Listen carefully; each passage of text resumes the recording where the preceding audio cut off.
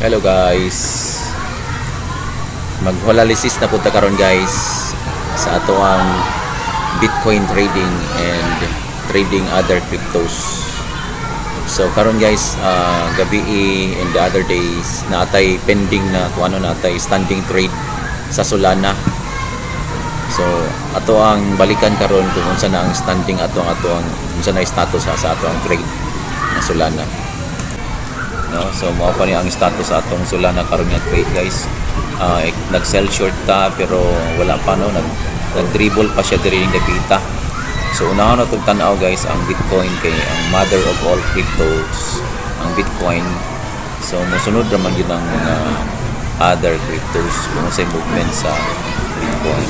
So far guys karon na mao ni karon ang situation on at our resistance area na duha ka touches, our support area kining sa ubos 1 2 3 4 5 6 7, so 7 touches na guys, meaning hinog na ning resistance area natin guys. Pwede nang tiraho na sa whales anytime. So nadiri banda ang liquidity no, so ang kwarta sa mga buyers nadiri banda, so anytime pwede na siya tirahon no. Maybe tonight during the release of the big news, kay kung naay big news gani dagko kay nag-movement ang kuan na ang prices. So mao na no, expected nato nga ma-fall ang price ng Bitcoin soon, maybe tonight, okay, or after the big news. Then ang Solana naman kung saan meron tayong standing trade, so ako tira ko dito ay $25 no, nag-sell short ako dito pero nag-dribble pa man siya, pero expected ko din na mag-fold din ito kasi daghan na kayo og touches on the downside no? 2, 3, 4 apat na touches sa left side banda, and then 5. Okay, dari tapita currently dagan check touches 6, 7, 8, mga 10 touches na guys ang Solana. So kung inana na gani guys ang resistance ang liquidity area niya no, daghan na kay kwarta dari tapita. So anytime pwede siyang tirahon ng mga whales.